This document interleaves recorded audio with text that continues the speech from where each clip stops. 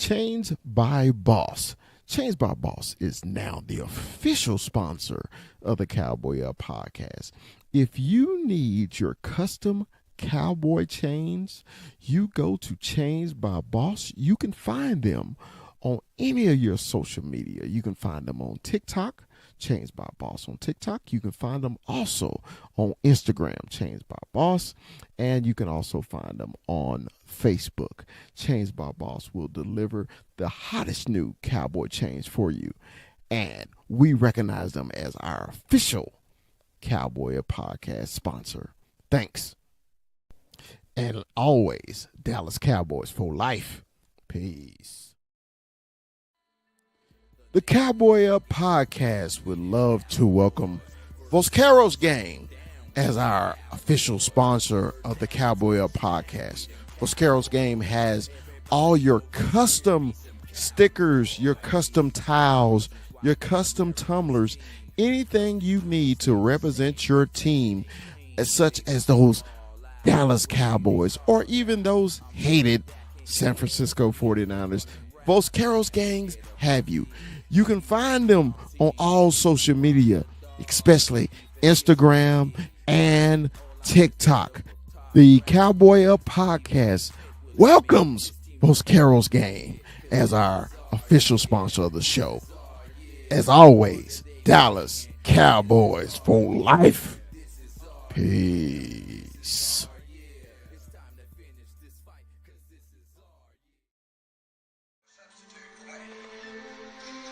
I know that's a cliche, but we must win. We will win. Win is the name of the game.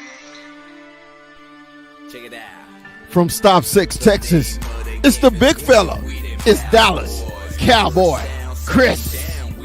And from the 915, El Paso, Texas, it's 21, Armando 21. And from the capital city of Texas, Austin, the Hill Country, is our man, Retrofit Sports. It's Rue. And from the great state of Arizona, he's Mikey 520. Stephen A. Smith will admit this team right here is legit, cause this is our year. This is our year. No wonder they be hating, cause this is our year. This is our year. This is our year. It's time to finish this fight, cause this is our year. The name of the game is win, we them Cowboys. First down, second down, we them Cowboys. Third down, touchdown, we them Cowboys. Everybody over here be some Cowboys. We be die hard, we be die hard, we be that blue.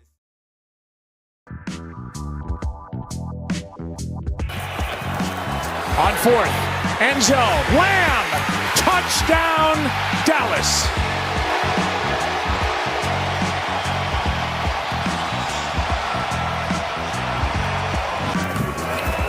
On second down, Chase is in for the touchdown. Front corner of the end zone. Here's Lamb. Pratt couldn't bring him down. What a run by CD. He may be gone. He's down the sideline. Hilton to beat, and they catch up to him inside the 25. You talk about give a little bit of help. Rush sets up, and he's picked on the deflection. Trying to get it to CD Lamb, and it was Cam Taylor-Britt who knocked it into the air. It televises at night. Agree. Here's Brown down the sideline, and we'll have to wait. Oh, they've got Lisa in there at running back, right next to Burrow. For a 2nd and 5, Burrow looks that way, throws it to Lisa. How much talent for Simpson? She's near the pylon. Second down, Rush. Good protection. Wide open, and a flag on the play. Cooks is in for the score. 2nd and 9. Good protection again, and this one is picked off by Hooker. And will obviously make sure that ball was secured with ACL in a preseason game, and you can see his right leg get pinned. And he just up the gaps.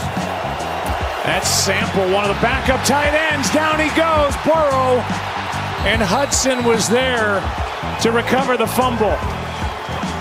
Leofau is the one who got home. It's the first Cowboys sack of the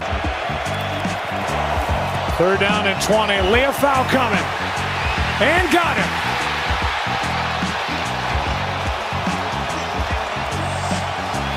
And that will take us to the 2-minute warning. The rookie. Turpin, if you can help it. That's blocked. And picked up by Cincinnati out across the 46. It was blocked by Nick. 1:10 left. Burrow, sideline, Chase, spin. There he goes. Jamar Chase. Not catching him. Touchdown, Bengals.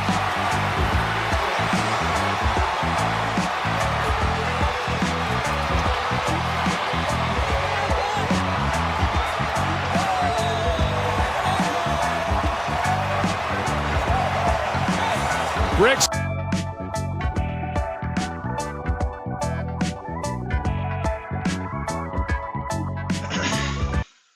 Man, what's up? Hey, actually going back and watching that, you like, what the hell happened? what the hell happened? Say, man, let's go, man. Let's introduce the crew, man. From the hill country of Texas, man. It's my man, Retro Fish Sports. It's my man, Rue. Hook 'em. What's up, Rue? What's good? Say, man, it's been better, man. And from the great state of Arizona, man, it's the player personnel director of the Cowboy Up podcast. It's my man, Kuiper AZ. What's up, Kuiper? What's up, fellas? Hey, How you guys doing? Hey, we were better. Yeah. Hey, when the 2-minute warning hit, we was feeling real good. The Cowboys, man, we were feeling real good. All the Cowboy fans, we was feeling real good. And oh my God, Leon Lett 2.0 happened. And next thing you know, I'm sitting there. I was just like, I'm getting ready to make my 60 seconds with the Cowboys, to talk a little crap. Hey, 6 straight wins over the Bengals, you know. That's why you don't want to shoot the shot too prematurely, right? It's because you never know what's gonna happen, man. Because I tell you, man, my whole concern on the Cowboys and Bengals game was the Cowboys offense be able to keep up with the Bengals offense. And to the Cowboys' credit, the defense actually played a hell of a game on Sunday. They kept the Bengals under 20 points, and I thought no way in hell they were going to keep the Bengals under 20, but they did. Yeah. They did. They was almost getting there the whole game, almost getting there.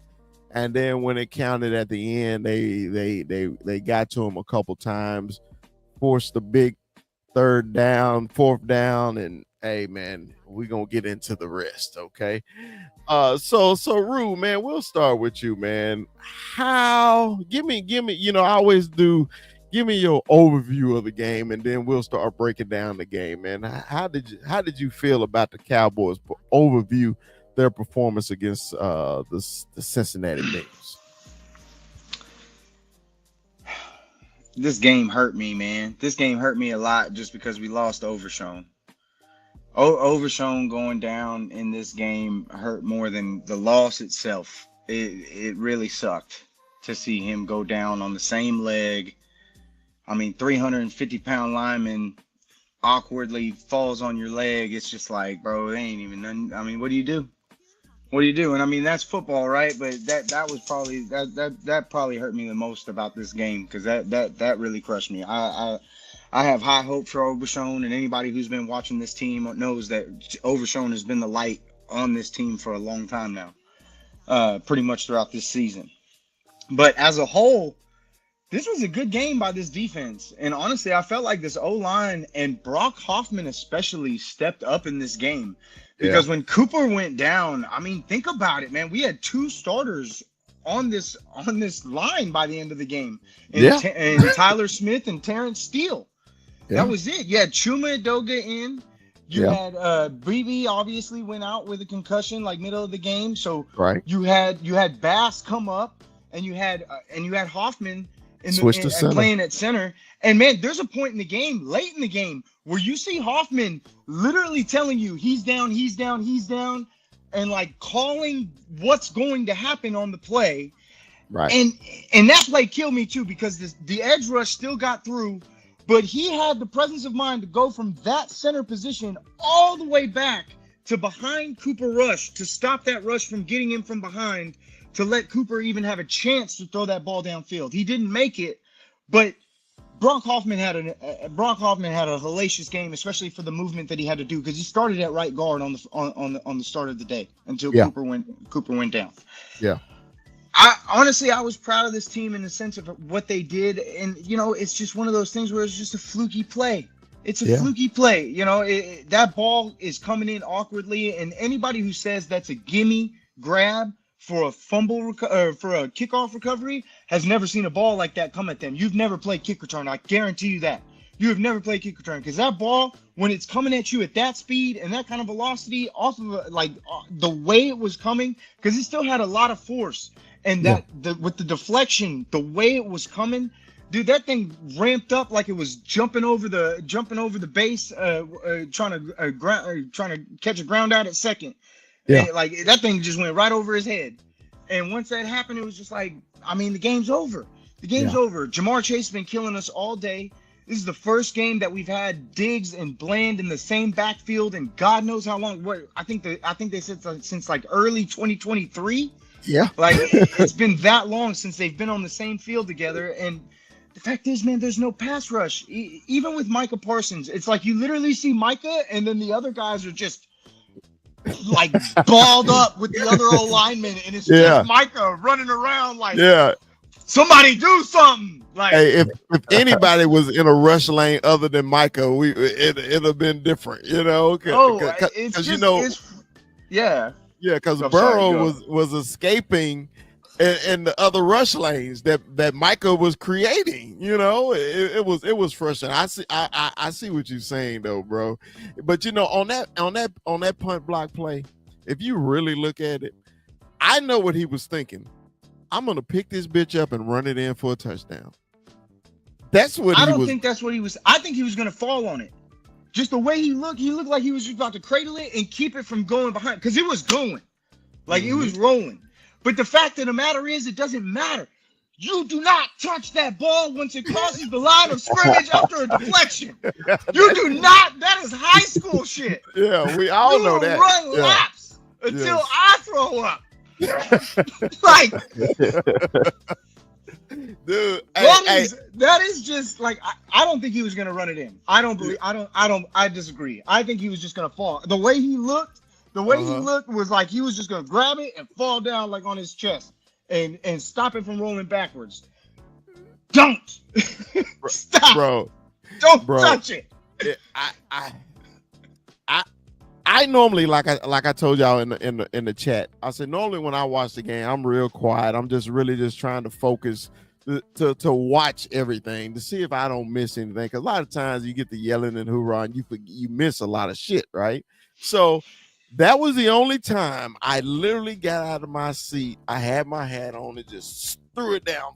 Fuck! I was just like, bro. We got the Bengals. We knew the Bengals was going to score points, and the defense actually did their job, right?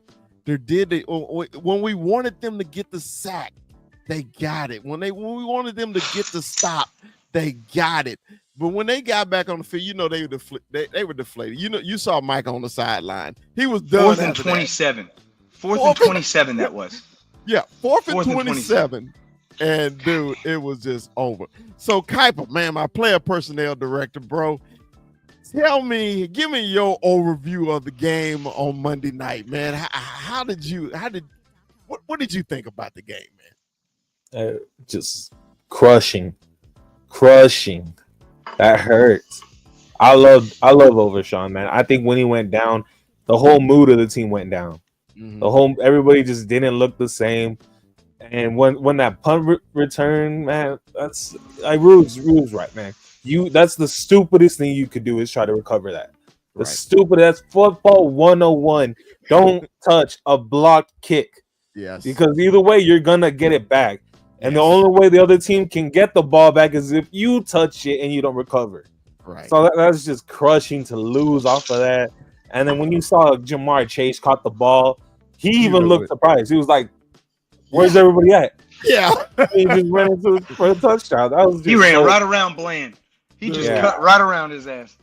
Dude, and he had a monster game too. Chase had a monster game. Dude, he had a monster game, and they still was 20 points. Okay, because T. Higgins was nowhere to be found.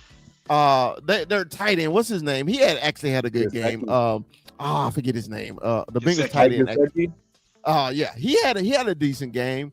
Their running back actually had a decent game. You know, and you told us Kuiper about him last week.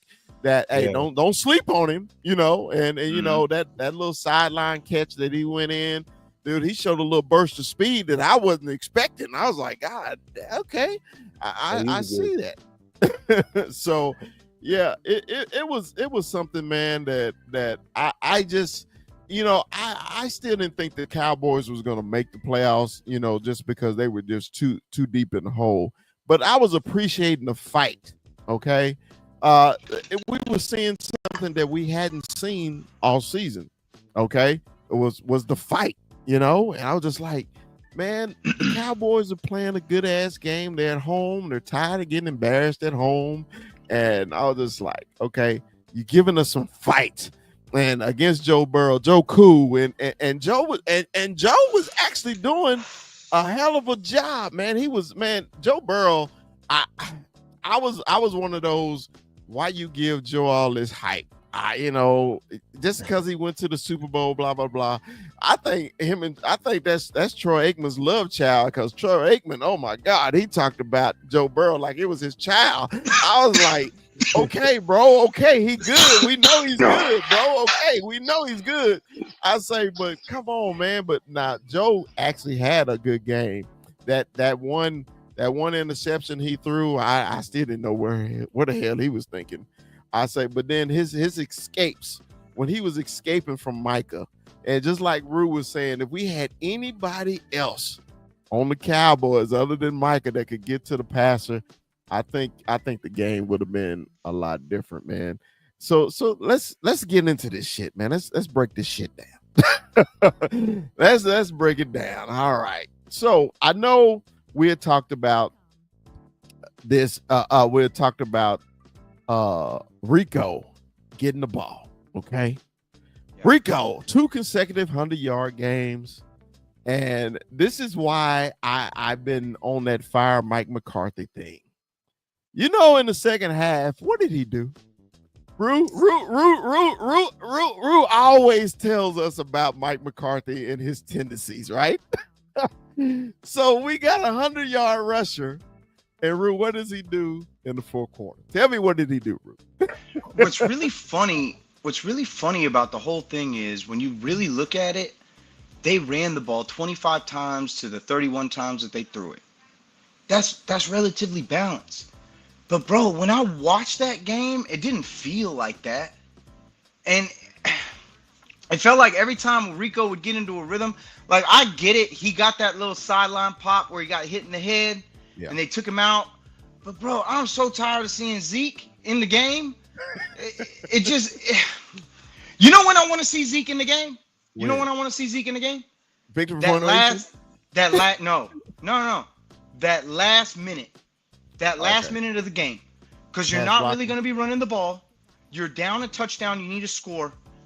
I trust Zeke to do basically only that. Right. You might be able to catch a ball out of the backfield, dump off, but your pass protection, I trust you to do that. Because Rico really blew it on that last minute. When you look at his pass protection on that last drive, there's one glaring play where he doesn't help Adugo at all, and Hutchinson comes straight through for the sack. Doesn't clip him nothing, just doesn't even look his direction, just went up, did his route. That was it, and it was clearly like a rub route kind of deal. But ultimately, he was successful running the ball. Right. He was really kicking ass. And it was like, and he was gashing him at some points, man. He had like a few plus 10-yard runs in the game. Yeah. Like he was doing really well. And I feel like it's just the same old thing, man. We get into a position where I don't know why he just doesn't want to do it anymore. He's like, no. We're gonna start passing it now. We're just gonna start throwing the ball. We're gonna start mimicking what they're doing, little screen plays, little shit like that. We're gonna run with CD Lamb with a torn apart shoulder. Yes, that's the dumbest. Why? Why? Even the announcer said that, Rue. Even the announcer said, "Why are you running?" Like, CD? Use your head. This guy is running the ball successfully. This could easily be a game where he takes it over and you just chew this clock. Because the fact of the matter is, this was we were better at running the ball than they were. We were averaging over 5 yards a carry. They were averaging like under 4. Yeah. We were running the ball more successfully than them. Tell me how we had less time of possession. How do you pull that off? Dude, because you got away from it when it mattered. Yes. When you could have done what you needed to do to seal the damn game, you got away from what got you here in the first place. And it's like, dude, just keep doing what's working. You don't have to overthink this process. And this team has allowed so many points in the last 4 weeks, it's sickening. Yeah. The fact of the matter is you held this team to all of, 58 minutes of this game to 20 points when they're averaging 35 points a game over the last 4 weeks. Yeah. How do you let that happen? Yeah. How do you not even keep up? That's what hurts me more than anything is like, between the 20s, we seem to be fine, but as soon as we get inside that red zone, and this has been a trending problem, we cannot finish the job. And it doesn't matter who's playing. We get inside that 20, it's not going to be done. We're going to kick the field goal. And he doesn't have what it takes to draw up the play to make it happen inside the red zone. And to make it happen as a whole. Yeah, the first half red zone, they were in the red zone 3 times, right? Touchdown, interception, field goal. Dude, even on the intercept, even if you get 3 points, we don't lose that game, right?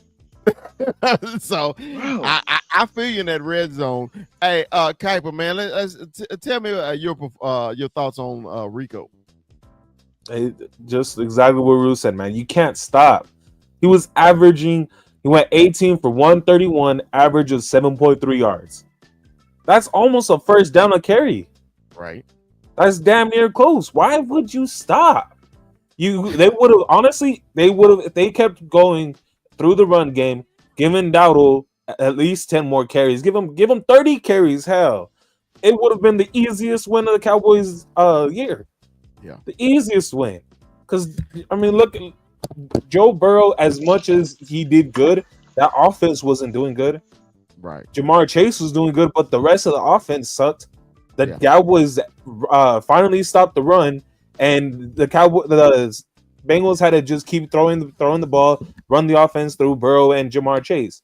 When the Cowboys get into that position to make the opponents have to pass the ball, that's when they really thrive. That's when Micah Parsons, Diggs, and Bland thrive. Right. Just get like zone blitz. I'm really just. This is Mike McCarthy's loss over anything. It's Mike McCarthy's loss, and you could see Michael Parsons at the end of the game. You could see why he was pissed. He gave everything he could, and he still lost. Yeah, dude. This is when I think the Cowboys lost the game. And not. Well, we know how they lost, but to me, the first 2 possessions in the fourth quarter, they went 3 and out. dude, you can't go 3 and out against the Bengals. You can't do it. You know, we literally got the lead, and you go 3 and out. You go 3 and out. And I was just like, man, remember that first series where he threw the ball 3 straight times in the fourth quarter, and Rico was already hovering around 100 yards, right? And like you say, he was gashing him. I was like, dude, at least give it to him on first or second down, okay? Play action. And that's another thing, man. I think I'm the only one. Maybe y'all pick this up too. Cowboys have no play action. No, it's not even in their repertoire, right? So if you got your running back that's running for 7 yards a carry, play action kills folks, bro. It gets CD open. It get Turpin open. It get Brandon Cooks open. It get your tight end Ferguson and Scooney open. If you got any form of play action pass, and the Cowboys don't have play action, and what we begged for, Ru, all year, man, make Rico the feature back. Give him the fucking ball, okay? They finally decide, hey, we're gonna give Rico the fucking ball, but then they don't work off of it. They'll go in empty, and it irritates. Every time I see empty for the Cowboys, I instantly get pissed off. Instantly. I was like, why are we empty? it just because, and another reason is because we got our makeshift line. You know, our whole line is hurt. Okay. So we're putting them in bits and pieces, but then I think it put more pressure on the offensive line when you go empty like that also. But man, good game by Rico, man. I enjoy Rico, man. He's doing his thing, man, and I just appreciate the hard work that from where the kid came from, right? So I noticed this right before halftime. A lot of people didn't know BB was out until after halftime. I say I noticed it in the second quarter. You know me, I'm an offensive lineman. The first thing I focus inside out. Everybody else is outside in, right? So I focus on offensive line play. And I was like, why is Brock at center? Where's Cooper? And it was the quietest concussion ever. Did anybody even see what happened? Did you see, Rue? What happened? No. I had no idea. Because I noticed, but I was like, maybe he just sat out, and then the announcement came, and I was just like, wow, okay. That I didn't see him get carried out, nothing. He must have just got dinged up on a play, walked to the sideline, and was like drowsy or something. I mean, they're really paying attention to that these days. So it's like if he came over, took a misstep or something, I bet you anything there's gonna be tape come out of him walking to the sideline and like looking drunk or something. Yeah. Yeah. Hey, Kyber, did you see anything? Because I didn't see anything. No, and what's crazy is the NFL's supposed to be like watching for that. Like they have the upstairs calling every single game. If there's somebody that looks wobbly or something, they stop the game. They stop them like in the middle of a snap. So I mean, it had to have been right before halftime when somebody on their sideline saw it. Yeah. But I didn't see anything. Yeah, because I was like, when did he get hurt? I mean, because when I saw Brock at center, I was like, okay, maybe he got a equipment malfunction or something, because normally they'll say, hey, such and such is out for this and that, but they didn't say anything until after halftime, and I was just like, well, okay, well let's keep rolling. But hey, our man Brock, friend of the show, it don't matter where you put him, dude. Hey, man, he showed up and showed out, man. I appreciate. He Brock played a great too. game. He did. He had a good game, man. Played a great game. But dude, with him taking the Hall of Famer Martin spot, man, he's actually been playing a hellified guard, right? But then even at center, dude, this is the reason why I wanted him to start at center, right? That attitude and take charge, man. He took charge of the offensive line, and even TJ Bass coming in to play that side for Brock. TJ Bass actually had a pretty good game, man, because normally when you get players off the bench, especially offensive line, they try to target them, right? They didn't, and they couldn't, because right now the strength of the Cowboys offensive line is center and both guards. You know, and Yep. I didn't know Chuba Adoga was going to start at tackle. Is Guyton hurt again, or is it just was it just a coach's decision? Do you know, Rue? He got hurt. Oh, he got hurt. Okay, well, Yeah. it seems like he's I'm about to hurt, say, man. He must he's- have. Dude, he's been, what's up, Boots? He's been hurt a lot this season, man. You notice that? It's the quietest thing, man. I don't know what's going on with And him, I'm man. sure with every little nick and scratch right now, it's like if you're even close to like questionable, they're pulling the plug on it. I'm sure. Might as Right. well. Because I mean, you're playing with bits and pieces anyway. Right. No matter how you stretch it, no matter who comes back at this point, you're playing with bits and pieces. There's Right. only so much Cooper Rush is going to be able to give you.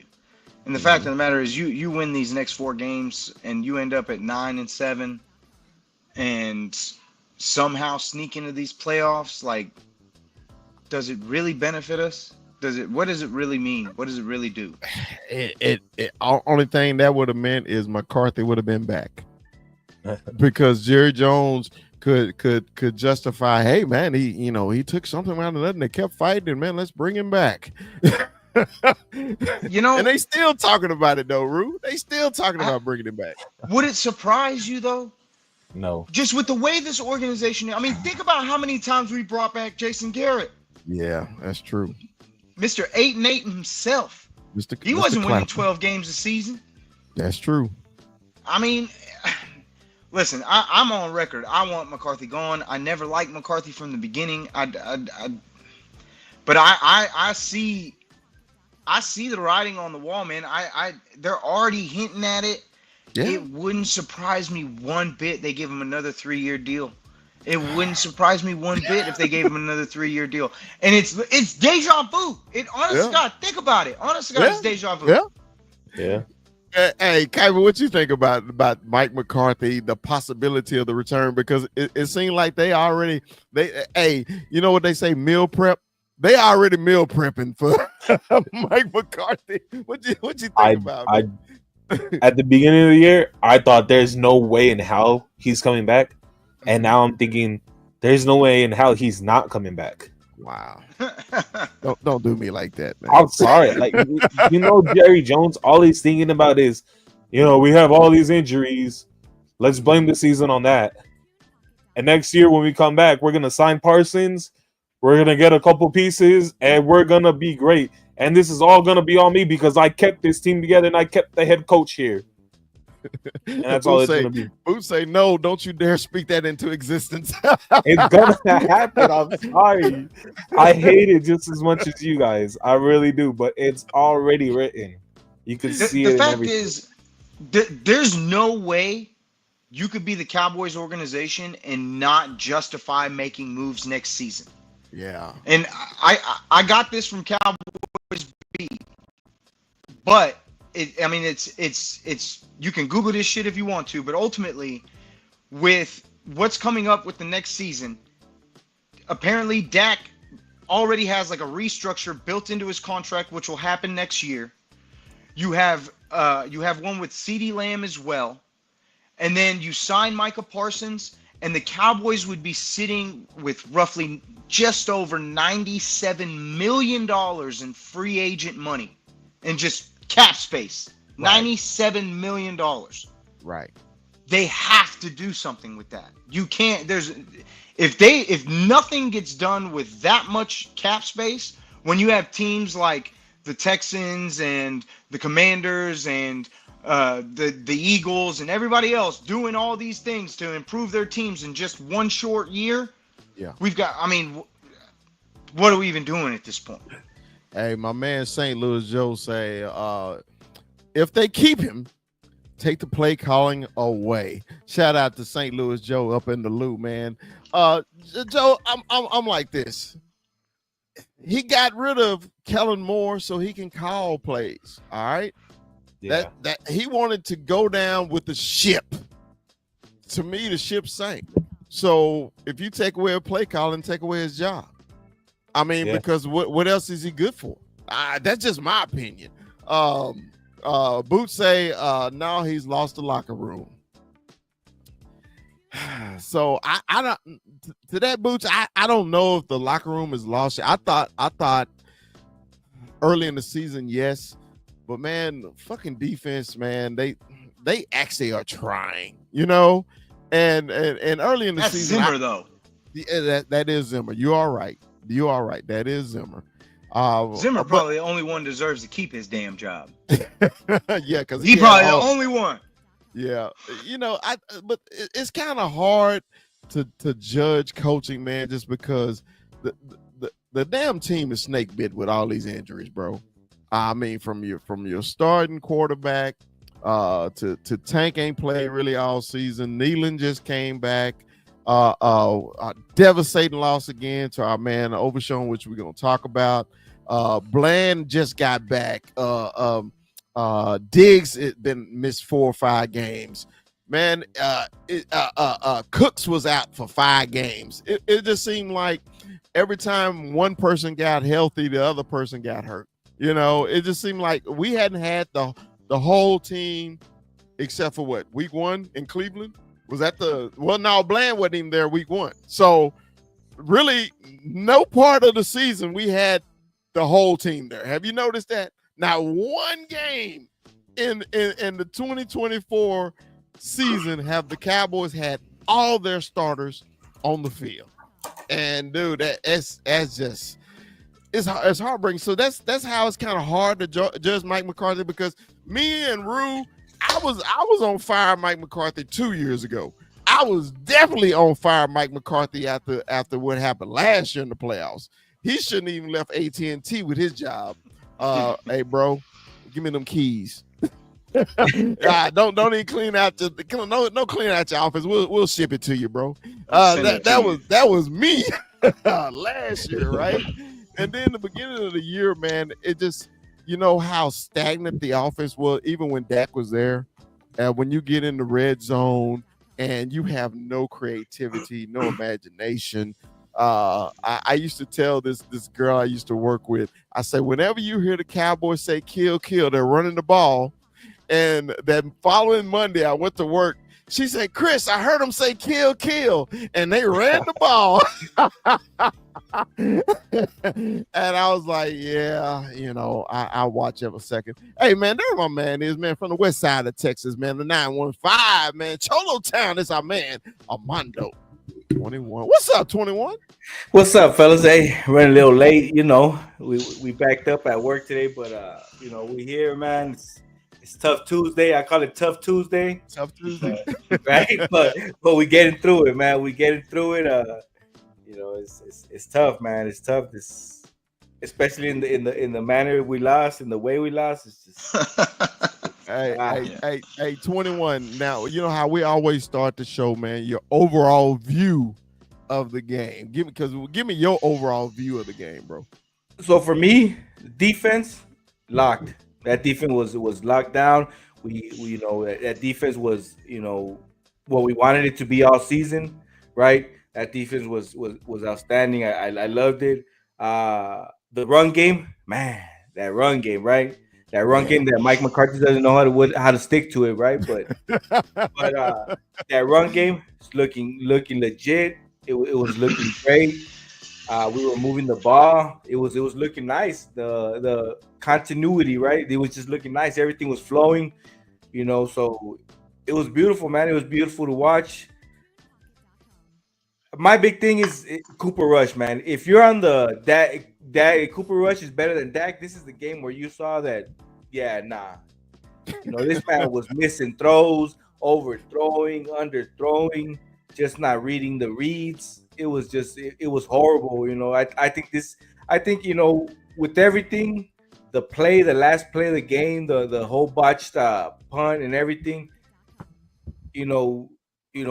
I just think this game falls on Cooper Rush, man. This game was on Cooper Rush. This game was flowing. We had it. It was there for the taking, and we just, this man couldn't get those touchdowns when we needed, man. How many? I don't know the stats, but how many times were we in the red zone and we couldn't convert? I know that first half it was 3 possessions. It was touchdown, interception, field goal. That was in the first half. Right. Yeah. So it was tough. It was tough. And then again, I go back to the we can't stick to the run. I go down to when we're tied 2020, and we get a 14-yard run with Rico Dowdle, and then we go to three straight pass plays. It's 3. like Yep. three straight pass plays. It's like, come on, man. You saw this guy just broke off a 14-yard run, and you go back and you go to the pass, you go to Ferguson, and then I forgot the other two, right? And it's just like, and like, I don't know if it was only me, but we saw Cooper Rush was not even, he wasn't on target. He wasn't on point. It was looking bad, man. But overall, this defense, A plus. I'm just, to me, honestly, the overshown hurts more than the game, man. It hurts more than the game. Yeah, we're gonna definitely get into that. But yeah, man, like you said, bro,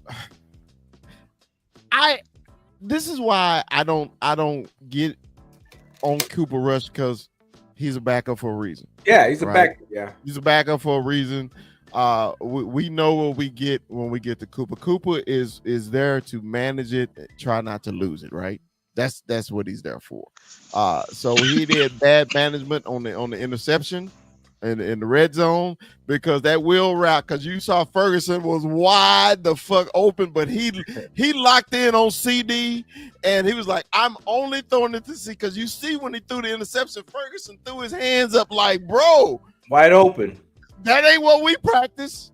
Because when a receiver do that, they know the ball was supposed to come to him. Yeah. He was wide fucking open.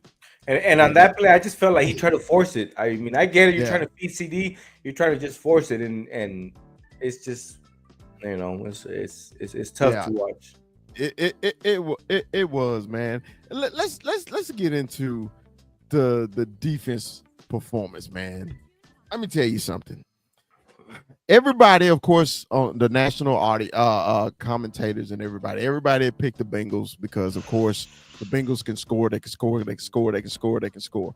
The Cowboys' defense lately hadn't been able to stop anybody unless it's a division rival. Okay, like Kuiper said, man, they're a different team when they play the division than when they play other people.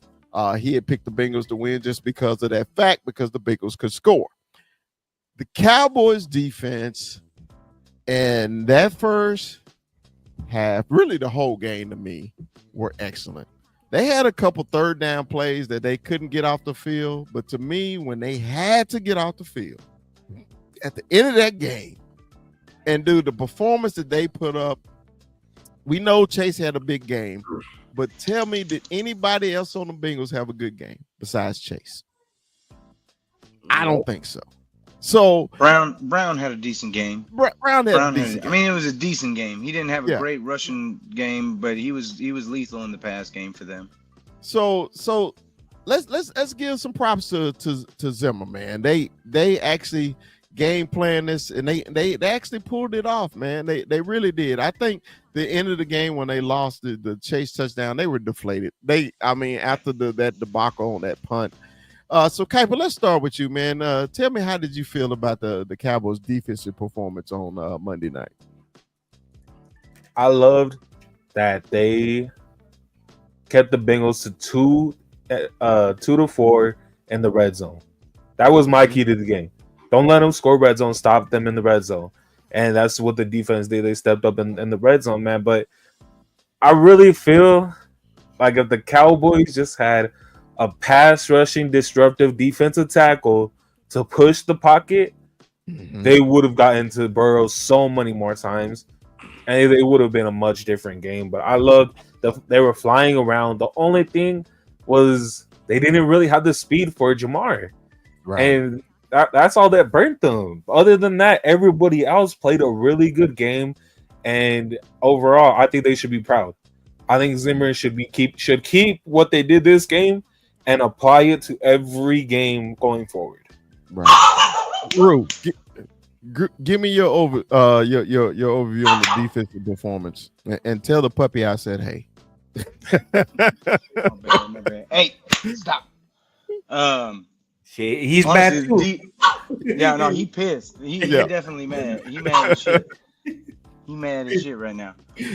But damn it, man. They did their job.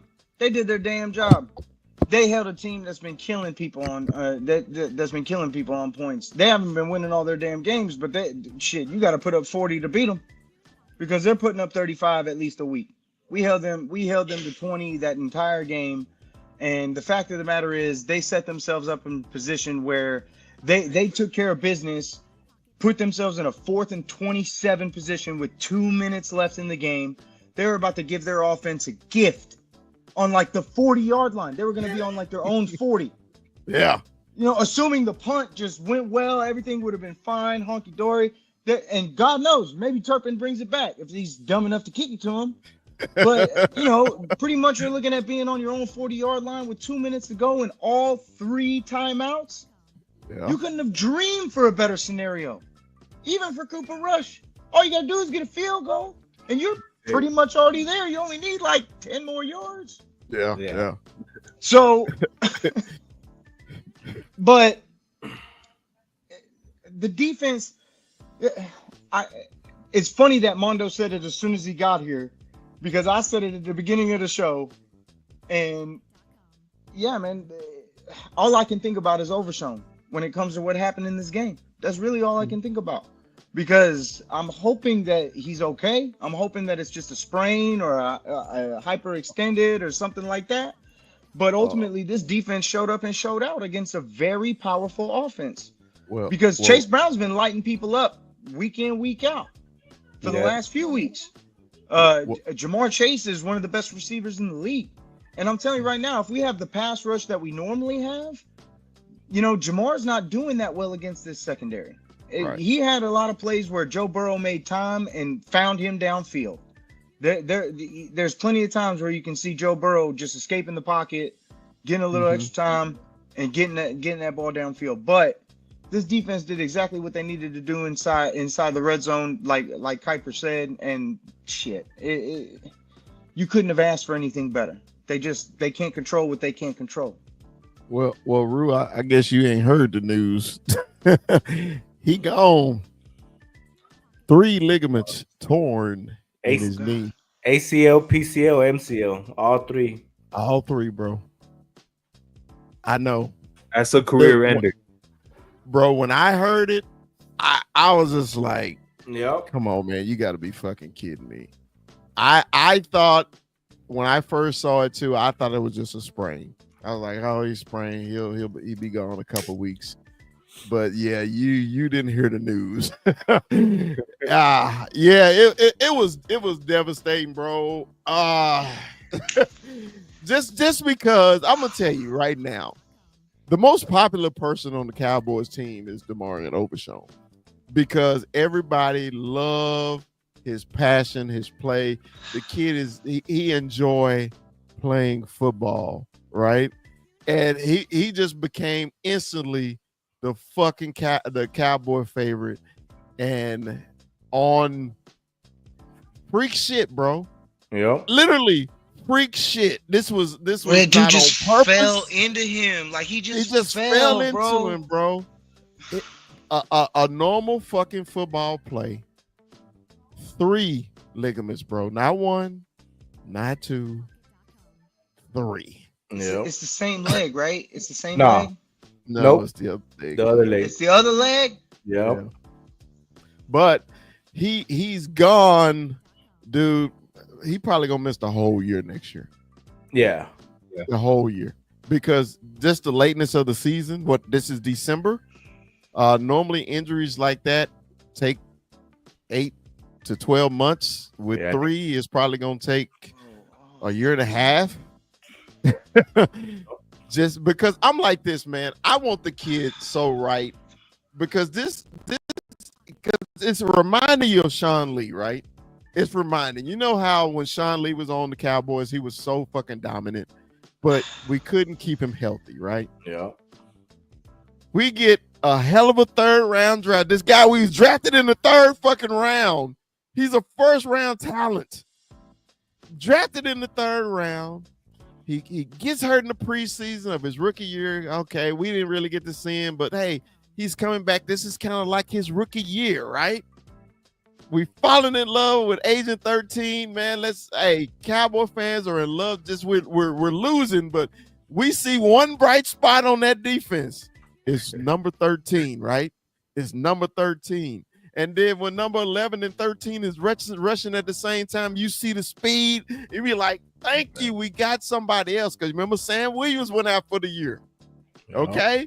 And you think about it. If DeMarion Overshown, Sam Williams, and Michael Parsons was on the field at the same fucking time, I still think this whole season is totally different. But yeah, bro, I hated to break that news because when you said it, I was like, Rue ain't heard. Yeah, I said the same thing. Damn. I didn't know. I didn't know. I didn't, honestly, man. I didn't want to know, bro. I didn't want to fucking know because I saw that, bro. That's a 350-pound lineman. I saw him roll up on that man's knee. I said, "Oh God, man, please, like, let it just be like, let it just be like maybe he rolled up and like he got out of there in time, like." I was like, he walked off, like maybe, bro, like, bro, all three. Yeah, when I saw him walking off, I was hoping for the sprained knee myself. Yeah, and you know, he tweeted last night. He said, "I wouldn't wish this on anybody," but he didn't say what was going on, right? But this morning, came out. They reported it, and I was like, "Fuck me!" Yeah. And it didn't even happen to me, but you know, as a Cowboy fan, and man. Because everybody loved the kid. That's why Michael Parsons was crying. You should have known then after the end of the game because he started talking about Amari and Overshown, right? He's, man, it's like my little brother, and he started welling up, right? I was like, fuck. He knows already. Yeah. So 21, man. Let's talk about DeMarion. I mean, what can we say? This was the bright. Right, the bright star of the year, I think. Right, we all with this tough year we saw, and we were like, okay, well, we got Overshown, and this man, he's showing us what's gonna be the future. And then, well, you got a freak accident, and it sucks, right? It's just, I think like boots on the ground said, I'm just hoping he's not that big what if story, right? What if this would have never happened, Right. I'm just hoping it's we get another comeback, and I'm just it's tough, man. Yeah, we had that bright spot, and it's just to lose him like that. Dude, and it was just because I think he was going to be the comeback player of the year this year. Yeah, he's going to be. Yeah, think about it. He was out his whole rookie season, and then this year he just exploded. And then what sucks is the season that we're having. So it's just like everything that could go wrong for the Cowboys has gone wrong. Just like, damn. Yeah, Kuiper, man. Kuiper, I hope when we do our draft show, you're gonna have a linebacker in there for us. What do you think about Mario? Man, when I watched DeMarion Overshown play, he reminded me of Budda Baker with how much heart and speed, the closing quickness. He was Budda at linebacker. Right. That's really what he was. It's so hard because an ACL, you think, okay, that's doable.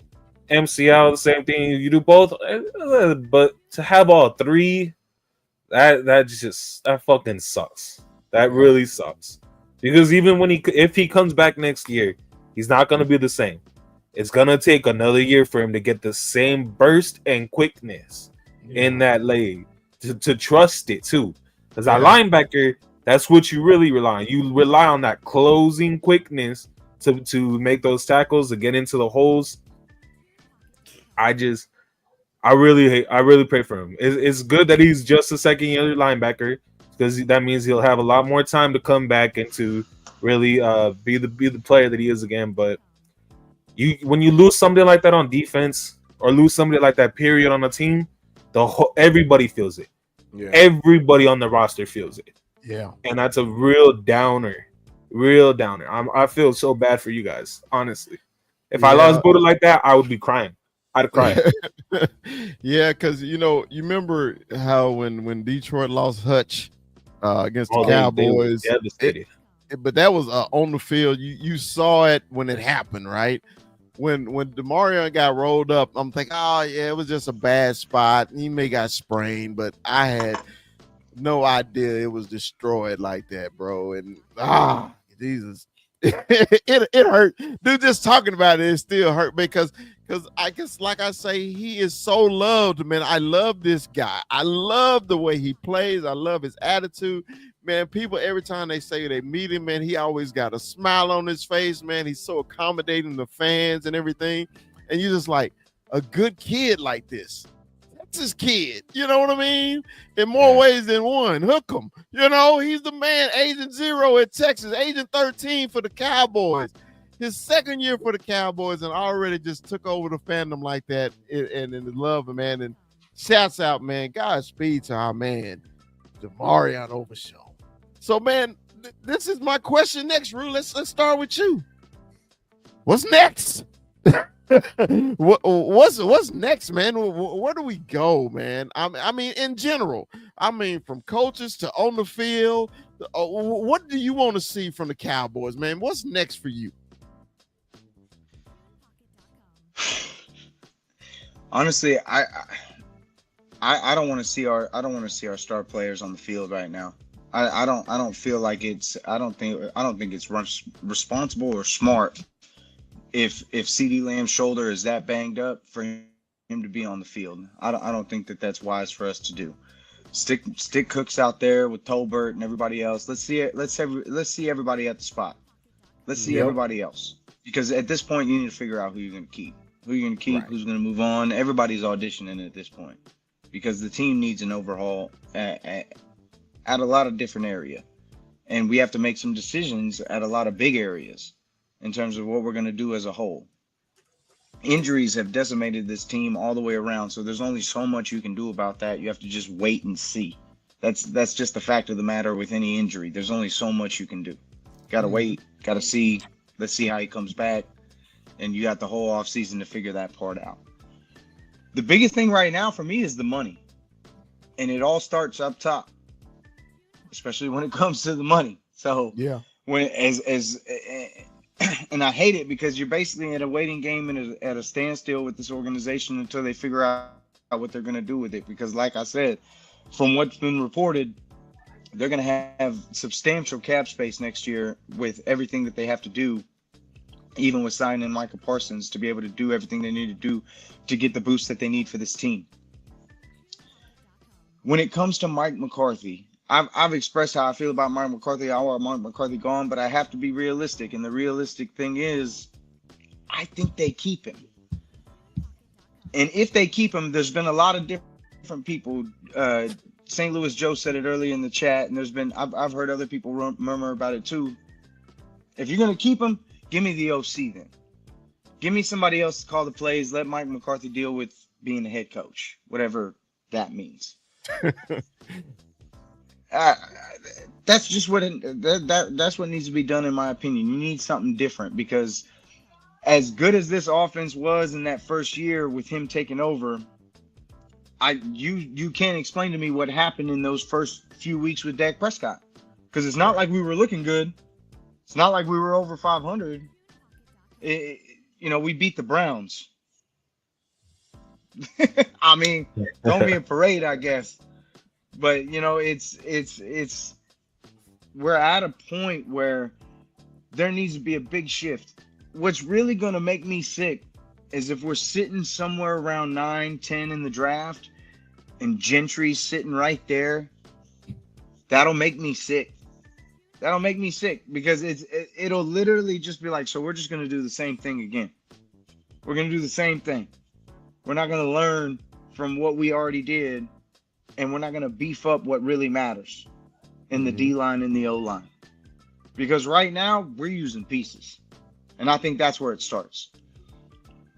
And for the most part, if I'm being totally honest, the O-line has genuinely performed, in my opinion. We have our problems on the edge. Right. But the edge can be addressed in the draft. Right. Or Tyler Guyton can step up and take care of business. And I still don't hate my original idea of moving Tyler to the right, sticking Tyler on the left tackle spot, putting BB at the guard, and putting Brock at center. Hoffman, Brock at center, and then you figure out the guard and your tackle. If you want to beef up those two spots, you beef up the guard and the tackle. Slide Smith after because we don't know what's going to happen with Zach Martin. We don't know. We don't know what's going to happen with Zach Martin. He might be back. He might not. I honestly hope he comes back because I honestly think he's been playing hurt all year. I think he's been playing hurt all year, and he finally just said, "You know what? Good." That's one thing. One thing about offensive linemen, they can play 20 years in the NFL. You know, they can. Yeah, look at Williams. Yeah. You can do that, man. So 21, man. Give me your what's next for the Cowboys. I'm with Rue, man. I think this is the audition period. I think that we don't put our starters out there, right? We let them heal. We let them heal up, and we take this as preseason games, right? We're auditioning right now. Who we gonna keep? Let's I'm with boots on the ground. We got a what is it? The highest paid third string quarterback. Let's put him out there. Let's let him audition. If what we're gonna do with him, I don't know. Let's start him. Let's where can we go from now, right? From here, let's put him out there. Let's see what we got with Trey Lance. I'm on the fire Mike McCarthy train, man. I think Mike McCarthy got to go. The Waffle House playbook he has is not working. I don't know what, when you can't stick to the run, it's and you see what you have and it's working and you just get away from it, But again, if we go the route of keeping him, let's get an OC in there. Let's get one of these young, these young OCs, get these creative OCs that are coming into the league now, and let's get one of these guys and let him work with the CDs and the Jake Fergusons and let's get something like that going. But I'm really big on the audition. These next 3 games, we got Carolina, we got Eagles, and then we got the Commanders, and let's see what we got out there, man. Let's see what we got out there. Let's see what we did. This Mingo, this what was it? Jonathan Mingo, Trey Mingo. Let's see what right. Let's see what we did there. Whatever happened with the whole Dalvin Cook, the whole Dalvin Cook thing, is he still there? Is he not there? Let's do all that, man. Let's get our top players healthy and let them rest right now, because this season I'm not into this 1% chance and this person has to lose and this person has to jump over that person and let's Dude, you brought up Mingo. They said some of us gave Mingo stats this with him been to the Cowboys. I say he has 3 catches, been targeted 11 times for 8 yards. I was like, fuck. Just like, damn. Wow, that's a hell of a stat. That's a game changer right there. Hey, for your 4th round pick this year. Anyway, Kuiper, man, what's next for the Cowboys, man? Which direction would you go, bro? Well, honestly, the first thing is you gotta play. You gotta play spoiler in your division and ruin somebody's season. But it's for teams like the Cowboys right now, when it's all lost, you got all these injuries. It's just about getting healthy. Get as many people as you can healthy out of the year, and figure out who you want for the next season. Who's gonna be on the team next year? Who's got the heart? Who's giving up? Who's gonna be kicked out? That's all it really is. So the only thing you have to look forward to is playing spoiler. I do agree though. Mike McCarthy needs somebody to come in and tell him, no, run the ball right here. No, let's not call that. No, do this instead of that. He needs somebody to check him on play calls, man, because that's really how he had Aaron Rodgers do that for him. That's really what he did. That's what Aaron Rodgers did all the time. He checked plays. He was basically running that offense himself. So every time A-Rod didn't like something, he changed whatever Mike McCarthy had said. Mike McCarthy needs somebody to do that for him now. He needs somebody to do that for him. But the draft is really what you got to look forward to now. Start scouting. That's where it all starts. Free agency, I don't feel like the Cowboys are big free agents. For a big free agent kind of team. I feel like it's just re-signing and draft. I think you guys have the O-line. Honestly, your old offensive line is here. It's just not they're not pieced together where they need to be. I think Brock Hoffman should start at center. He should be the center going forward. And if Cooper Beebe really has a concussion, next week you're gonna see another Brock Hoffman audition at center. Yeah. Hey, man, I was pushing that the whole season, but they don't listen to me.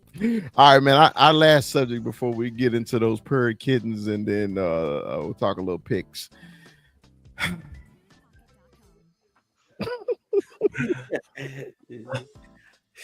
Football 101. Okay. I actually on the way to school, taking my son to school, I talked to him about the Lett play. And I believe was that a Thanksgiving or a Christmas Day game? Thanksgiving versus the Dolphins. Thanksgiving versus the Dolphins. It was Thanksgiving. I was like, I think it was a Thanksgiving or a Christmas Day game, but it was Thanksgiving. It was snowing against the Dolphins. I remember that game so vividly. Man, that's when the Cowboys were so fucking good. Dude, we still went to the Super Bowl that year and won again. Then that was, dude, they were so good. They were so deep on that team, man, on offense and defense. But bro, when that happened, like I said earlier, before you even got on 21, I said normally I watch the game. I'm the quietest guy. I'm just looking and dude. When he touched that ball, I jumped up out my chair, threw my hat down. All my beautiful, wonderful 40. Hey, how y'all doing? Yeah, I threw my shit. I don't throw my fucking hats, right? I threw my hat down and said, "Fuck." What were you thinking?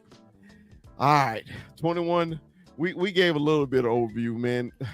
What was he thinking, 21? Can you tell it? I just think that he wasn't. I just think that he wasn't. Maybe he didn't know the rule. I mean, get out the way. I mean, I know he just got signed on. He tried to play hero ball. Yeah, you know what's crazy? You know what's crazy? Those are the exact same words my son said. He said he tried to be the hero, Dad. I said, I guess that's what he tried to do, and I don't know why he would do that. Get out the way, man. But we live and we learn. It came at the wrong time, man. Shit. Hey, me and Rue had different thoughts. When I see the play, I'm thinking he's trying to pick the bitch up and run for a touchdown like we did in Washington on the onside kick. That's what I'm thinking. He's thinking. That was my thoughts. Rue, what were your thoughts again on what you thought he was doing? I thought because the ball was coming in hot, like the ball had wicked spin on it, and it was about to roll probably another 15 yards. I thought he was just trying to cradle it and fall, like just fall and just stop it from going. But in my head, I'm like, anybody knows that's played kick return in their life, do not touch that damn ball. If that ball is rolling on it, you do not touch that ball ever. You run away from it like it is a damn bomb. Yeah. And Kuiper, what did you think, man? What was your perspective on it? What did you think he was thinking? I just feel like you're an NFL special teamers. There's not much you gotta do. If anything, that should be the first thing your coordinator tells you about special teams. Right. Nobody touches the ball but the returner. Get the fuck out of the way. Let me ask you guys this. What do you guys think about that rule, though? I mean, obviously, it's a no rule.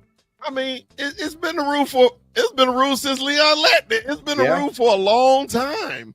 I mean, everybody knows this rule. Even when you block field goals, don't touch the motherfucker, because if you touch it, the other team can get it and recover. It's a muff. You don't fucking touch the ball, period, unless it's behind. Now, if it was behind the line of scrimmage, but if that bitch go forward, which everybody who play football, we all know this shit, bro. It's been taught to us in Little League. Get out the way. It was just the most asinine play. It happened at the wrong fucking time because I think that's what was so devastating because the Cowboys played their ass off on Monday. I had to give it to them. Both sides of the ball were being complimentary, other than our coach was trying not to be. Being complimentary, helping each other out, sticking close. My whole thing, you know what it was reminding me of? I hate to bring up my boys. The Michigan-Ohio State game. They kept it close. They keeping it close. They kept it close. Kuiper even said last week, if you keep it close, the Cowboys got a chance. Okay? They was keeping it close. It wasn't a blowout. You know what I mean? Normally we at home, we get embarrassed. It wasn't a blowout. I'll say this was the perfect game to get. Okay? And just at the time, man, when it happened, it was just so I was worse than Michael Parsons. I wanted to cry too. I damn near walked to Arlington from San Francisco, and that time I was gonna be in shape and I was gonna whoop somebody's ass by the time I got there. But but dude, I was just like, come on, bro. At 21, did you say it on your TikTok? This explains our season.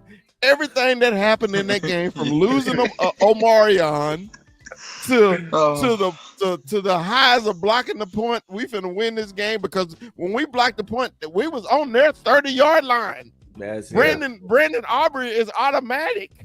The game's over. Don't touch the ball. I'm still frustrated. Every time I think about that shit, I get pissed off, dude. I was just like, wrong time, wrong place. Be a professional football player. Know your rules. Know the situation. Situational football. Remember when you talked about that shit last year? Situational football. Remember we was on that shit hard, Rue? Situational football.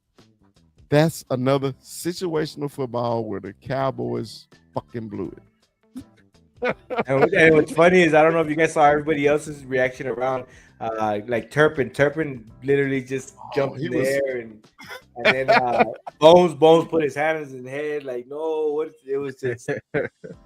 Dude, you know what else happened? Because it was happening on the Bengals sideline. If you saw the footage from the Cowboys sideline, everybody is screaming, "Get away, get away!" Yeah. But he was on the Bengals sideline, right? And I still say, man, if you just go back and watch that shit, because it was a clear opening. If he would have caught the motherfucker, it was a clear opening. I was just thinking that motherfucker was trying to return that ball, and I'm still mad at that. God, I'm mad at him. And like I said, I had no hopes of the Cowboys going to the playoffs. That wasn't even in my mind. It was just, you know, we do a podcast, a Cowboy podcast, and it's always good to have something positive to fucking talk about, right? Especially like, even though the Bengals record don't describe the Bengals, you know what I mean? Because the Bengals is a good fucking team. I don't give a fuck what nobody say.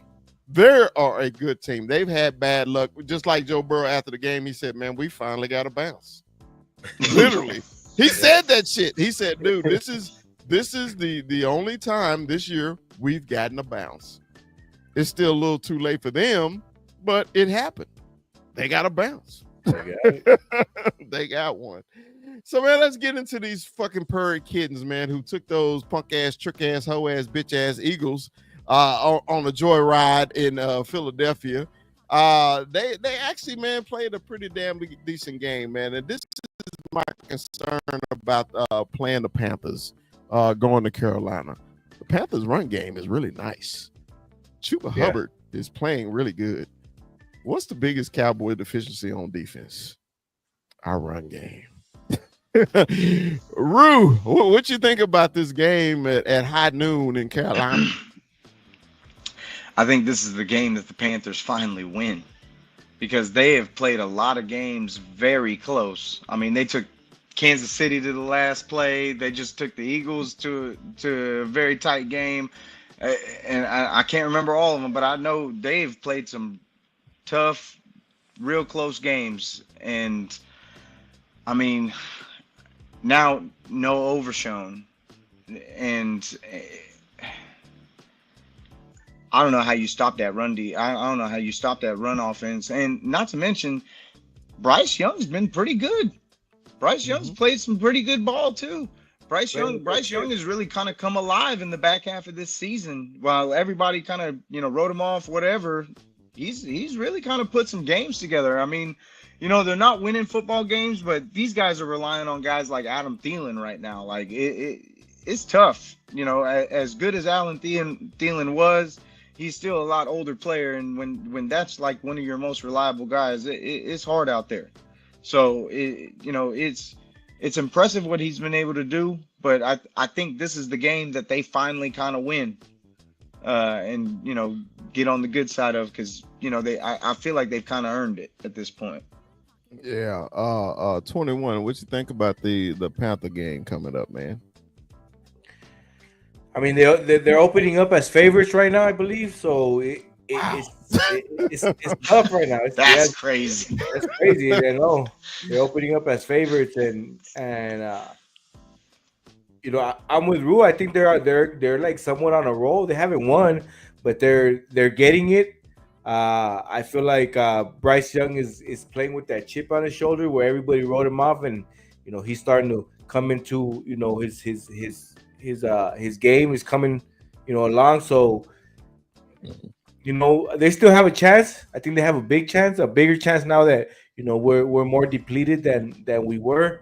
And I feel like I think what Kuiper said is you lose a big piece like Overshown, and everybody, the team kind of I feel like the team, Cowboys family right now, Cowboys Nation, whatever you want to call it, is kind of in a downer mood, right? So I feel like that's how I'm hoping that's not what it is, but I feel like that's what the locker room might be right now, especially with the whole Overshown thing, and so I'm just hoping they rally together and get a win, and maybe say, oh, let's do it for Overshown or something. But it's gonna be tough. Bryce Young is looking good. The run game is good. We'll see.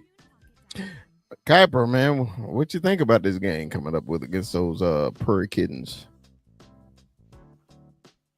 Oh, before last week's game against the Eagles, which they only lost by 6 to I'm just gonna say they're a Super Bowl contender. The Panthers have only lost by 3 points their previous 4 games. Every single game by only 3 points. These guys are good. Bryce Young has them playing a different way right now, and their passing game on defense is really good. They're the worst run defense in the NFL, but they are a very solid pass defense. So you're tired. This would be the game. Dowdle gets it.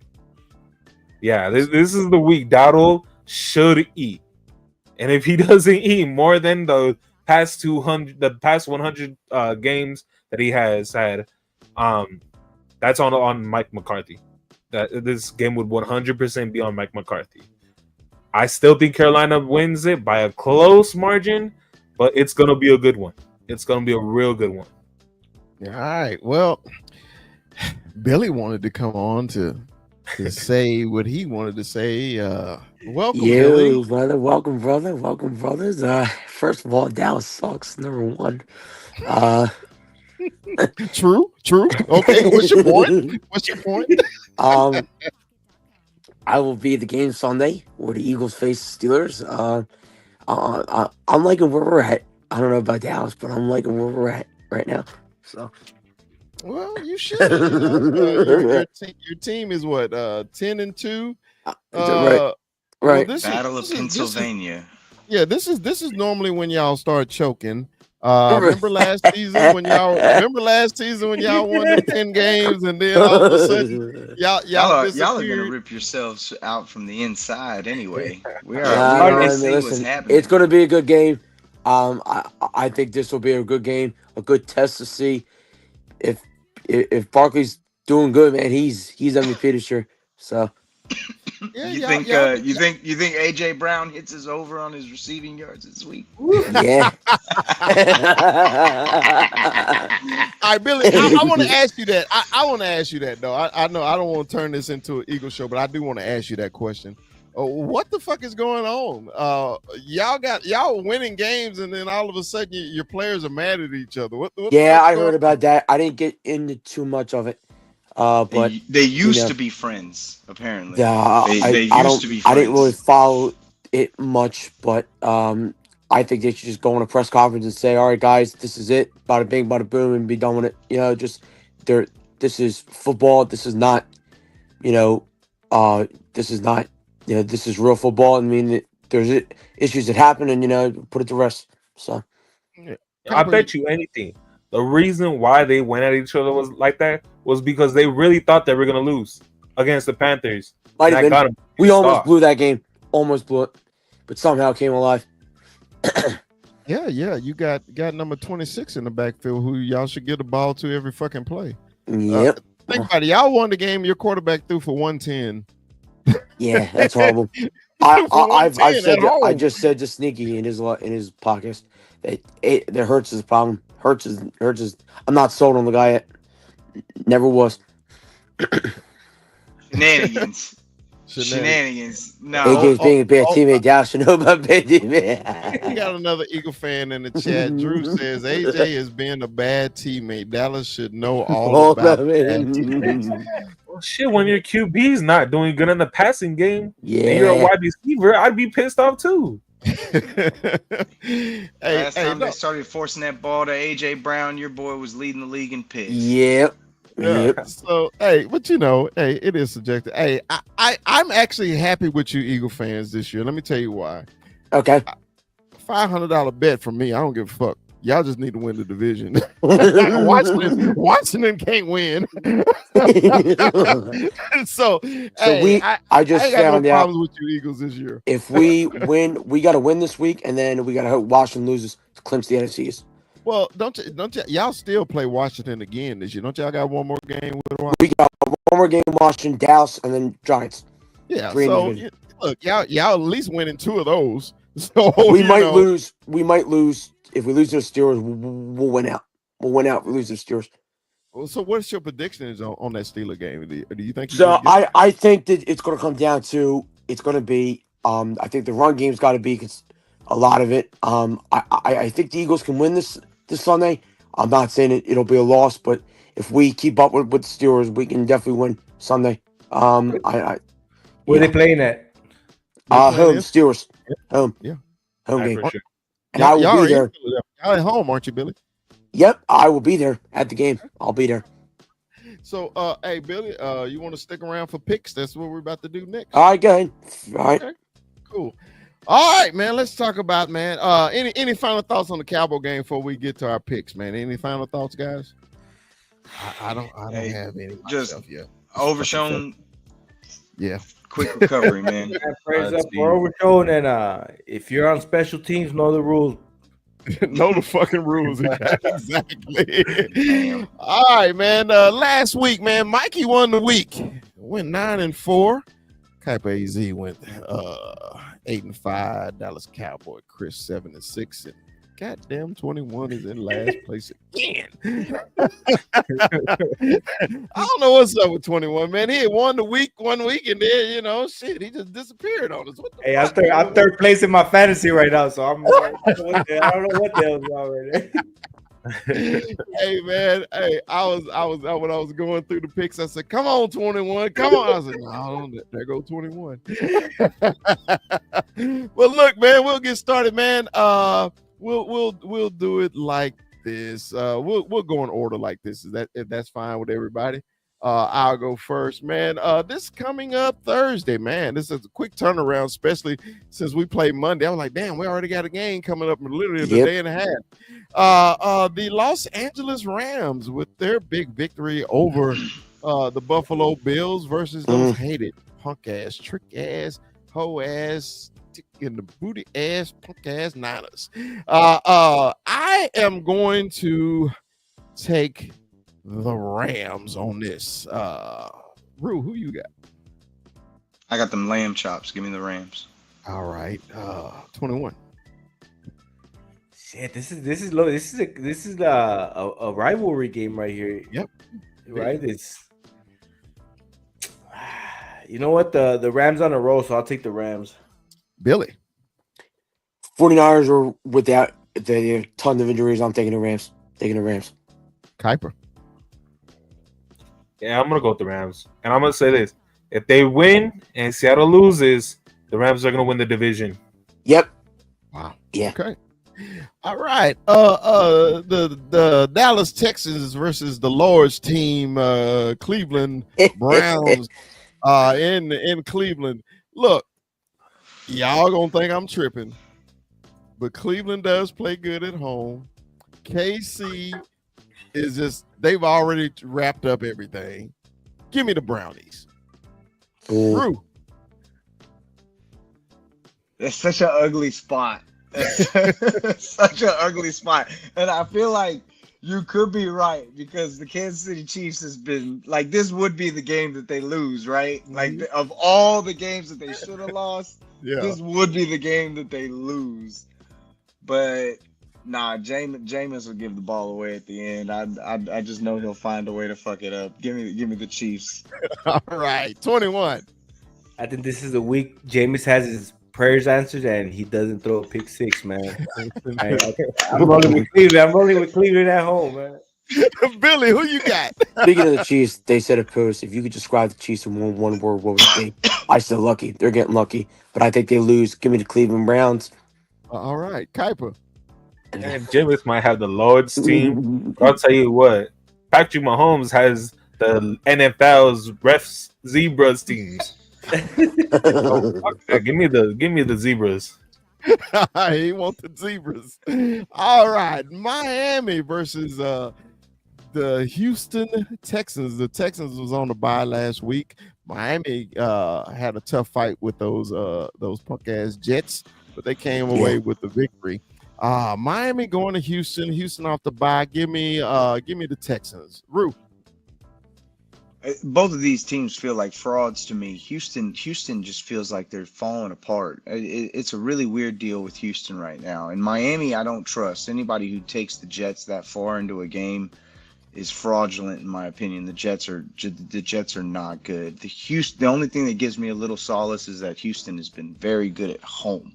That's really where they've shined throughout the season. So I'm going to take the Houston Texans at home. All right, 21. I'm taking the Texans at home. Billy. Same here, Texans. Kuiper. Yeah, give me the Texans. All right. The Jets. Oh man. God. Ooh, they're battling for the second pick. Wow. They're battling for the second pick, man. The Jets versus the Jags, man. Give me the Jags all day. The Jags won last week in Tennessee. Yeah. Give me the Jaggies. Give me those Hurricanes of Jacksonville. Rue. I know I picked Tennessee last week, but I can't believe I'm gonna say it. Give me the Jets and Aaron Rodgers against the Jags. Not me. Not me. 21. Yeah, I think Rodgers and them bounce back. I'm taking the Jets on this one. All right, Billy. Tough one. I'm taking the Jags. All right, Kuiper. I'll take A-Rod just because I have Garrett Wilson on my fantasy team. So do I. It's playoff time. Playoff time, baby. Get the points racked up. All right, those hated punk ass trick ass Washington Commanders versus the New Orleans Saints. Ooh. Washington needs the victory. New Orleans plays Not in our case, no. I know. Since I got money on this, give me the Saints. Go ahead. Rue. Commanders coming off the bye. Give me the Commanders. 21. Yeah, I'll take the Commanders. Billy.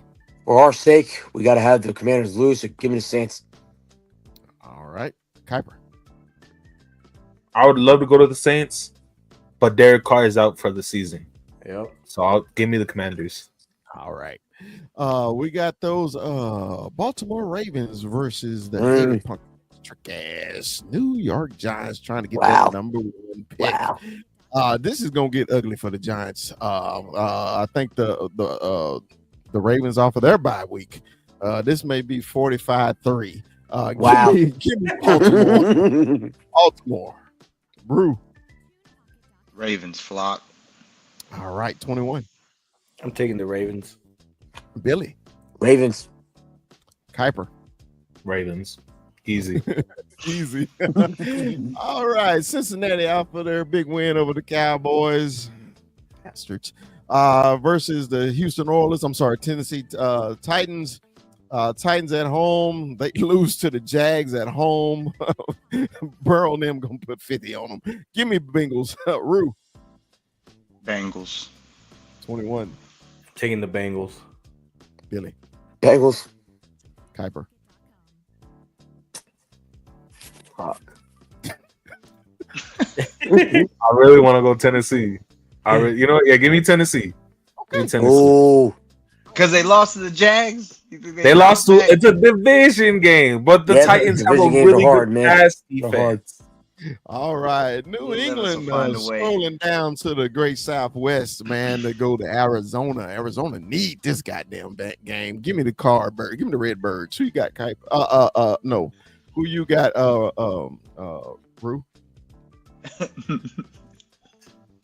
I don't want to pick. You know what you said before the show. No, I know you what know. I said. So I'm gonna go with New England. I'm gonna go with the Patriots. Wow. Right. And, I'm not. and know why I'm doing it, because just know why.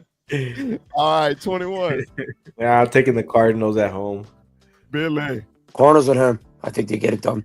All right, Kuiper, give me your pick and your score. And this is your game. 28-10 Cardinals. 2018. And I'm gonna be going to this game, taking my mama and my nana. Okay. Say, I meant to ask you. We'll talk about it at the end of the show. How you and Pops enjoyed the game. All right. The Colts off of their bye. It was a lot of buys last week. Colts off of their bye. Broncos off of their bye. Two teams off of the buys. Two teams that need wins. But I think Denver got the better quarterback. Give me the Broncos at home. Rue. Broncos country. Let's ride. All right. 21. I'm taking the Broncos. I got Bo Nix starting. All right, Billy.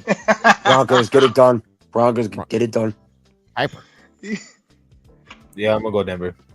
All right. He got ulterior motives over there. Oh, it's a good game. It's a good game. One of the, Mondo rooting for something else and shit. It's a 21 good game. said, I need him for the fantasy, bitch. It's a good game. You better put up some yards, and some stats. I can't believe this game wouldn't flex to the prime time Sunday night. Right. It's Buffalo Bills versus the hated Detroit Lions. And what's so bad? I'm saying hated. The Lions used to be the lovable Lions. Everybody loved them.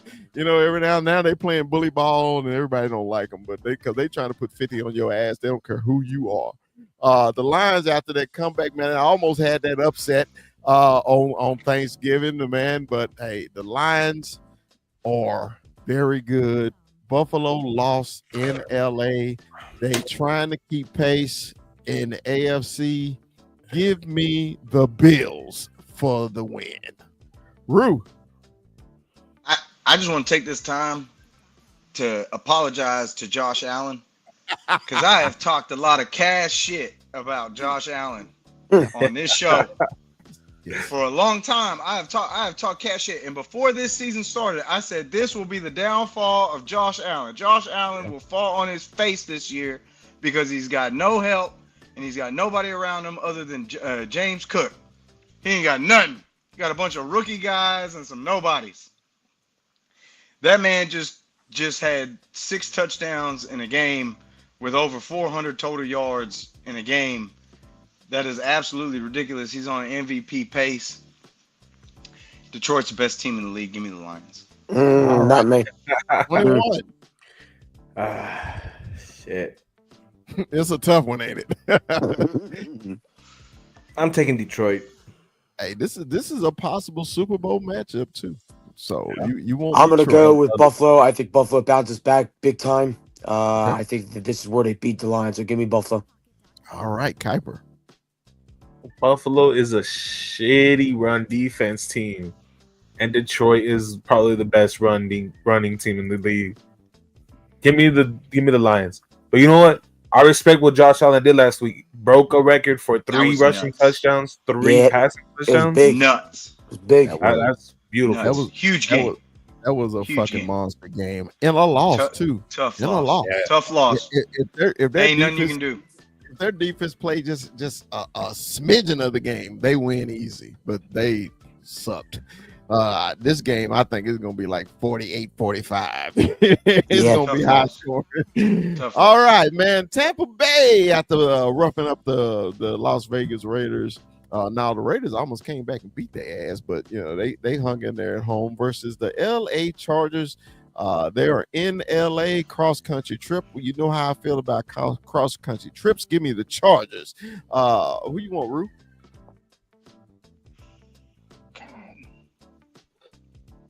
I really want to believe in Baker Mayfield and the Bucks, but I just feel like the coaching is so much better on the other side of the ball. Give me the Chargers. 21. I'm taking the Chargers. Billy. Chargers. Hardball. Piper. Give me the Bucks. I'm a Baker believer. You're the Bucks. All right. I don't hate it. I don't hate it at all.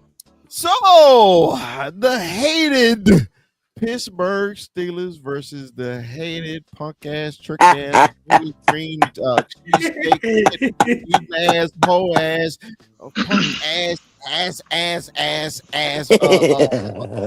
best leading rusher is the study motherfucker, and I can't stand on it. I hate him.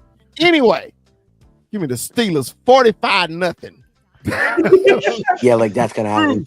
You're funny. You're funny. This one's tough.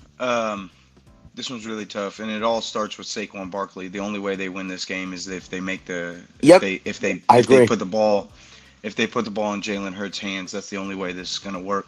Yep. Because they'll be able to get the pressure on him and razzle him in that pocket. There's no way he'll be able to lead them to a victory without Saquon leading the way. I wish this was in Pittsburgh rather than in the Link, but just going with Russell Wilson makes me sick. But I'm going with the Steelers. All right. Ooh. 21. To me, I think this internal problem that they have right now, it's gonna show, and I think they're gonna want to force a lot of stuff. So I'm taking Pittsburgh. All right, Billy. That makes sense. I think this is going to be a close game. Not going to lie to you. I think it all comes down to Barkley getting it done. Give me the Eagles, 30 to 20. Hyper. My thing is, I feel like the Steelers are very much equipped to stop Saquon Barkley. I feel that D line is amazing. I think that they'll be able to stop the run, and I think in the passing game they'll utilize Minka a lot more against him. Fuck. Steelers. It's gonna be a good game. 18, Eagles 14. Ooh, a little defensive battle there, huh? I don't think Steelers score touchdowns. I think it's all field goals for them. Now let me give you my real score. I said 45-0, but I think the Steelers are going to win. I think it's going to be 2019. I think this is going to be a fucking dog fight, bro. If the Eagles can block Watts, they'll win.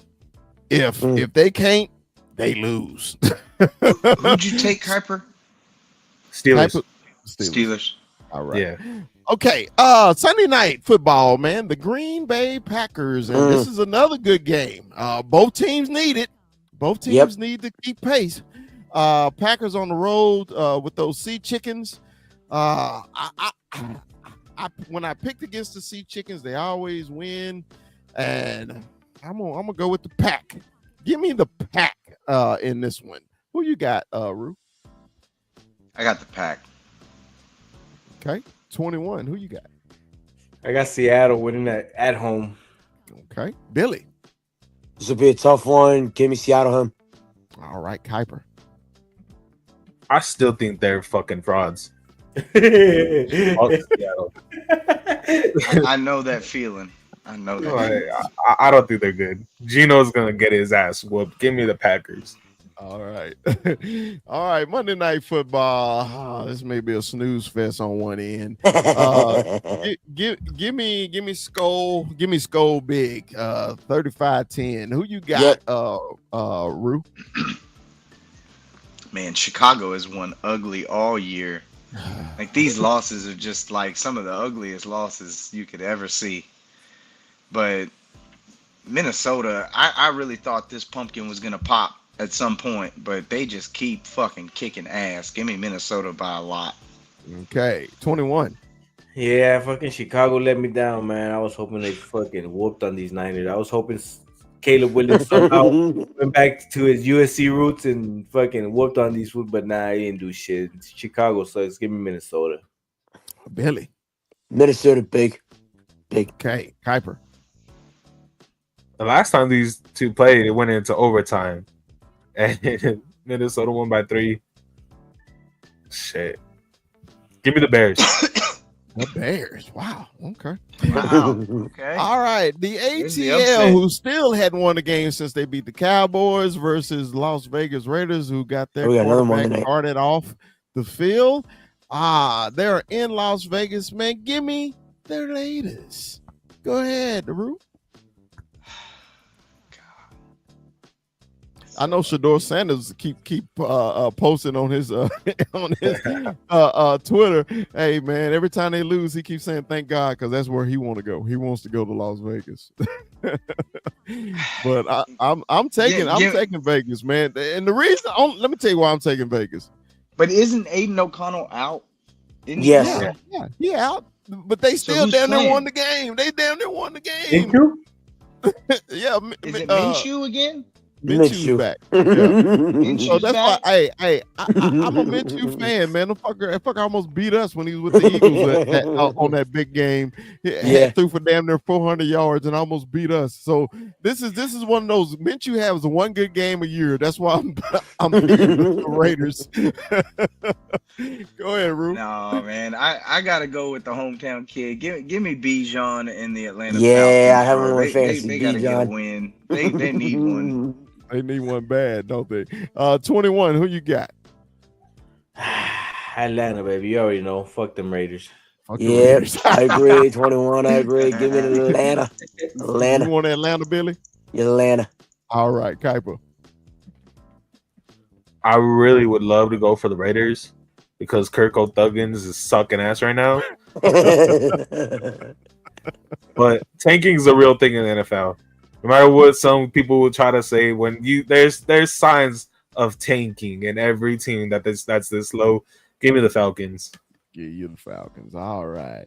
And high noon on Sunday, man, is your Dallas Cowboys versus the Prairie Kittens from Carolina. They're in Charlotte, man, with their pretty light blue jerseys and their pretty black pants and their little kittens and everything. Meow mixing the Carolina Panthers. All right. This is what I got, man. The Cowboys right now is in show me mode. Put Trey Lance in, run the damn ball, and get out of there. This is a low scoring affair, I think.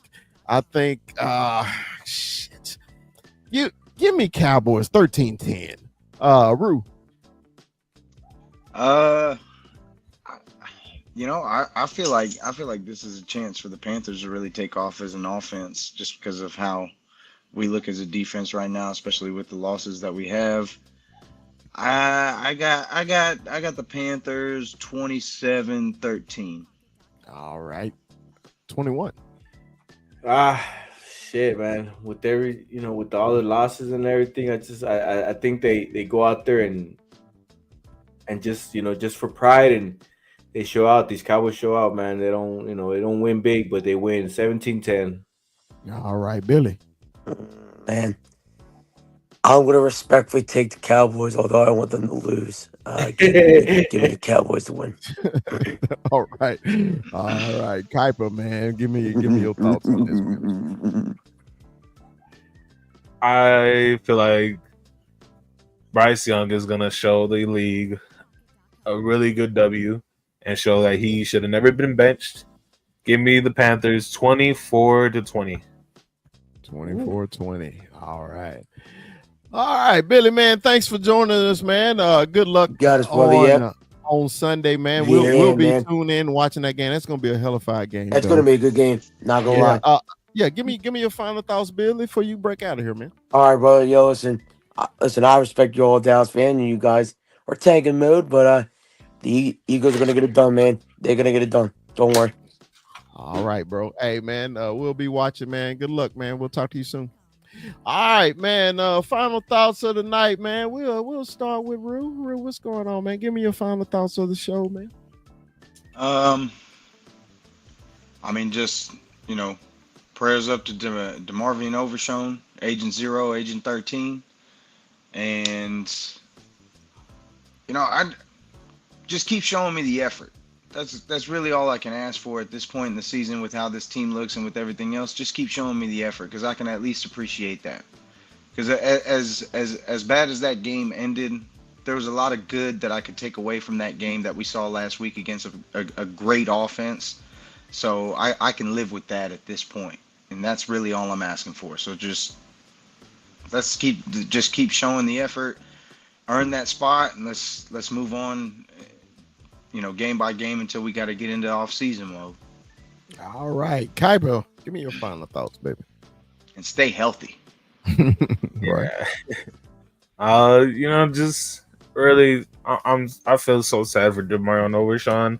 Get out of this season with more players healthy than not. Stop get CeeDee Lamb the fuck out of there. He should not play. That shoulder was way too scary to see. He literally had to change how he falls to fucking protect himself. That's ridiculous. Get him out of there. And just finally, good luck to all you fantasy players, man. I'm in the playoffs, first place in my division. Good luck to all you guys out there. All right. Boots' final thoughts. Bye, baby. Boots' final thoughts is thoughts and prayers to Agent Zero. Fuck the Eagles. Fuck the Raiders. And he loves Whataburger. All right. All right. I'll go and then we'll leave for 21. Look, man. Now we're there now. There's to me there's no mathematical road for the Cowboys to go to the playoffs. To me, I want to see the youngsters play. All the youngsters, everybody that you got need to be in this game. Cooper Rush, thank you, man, for your effort. Thank you for doing what you did. Let's see our highest paid third string quarterback in league history.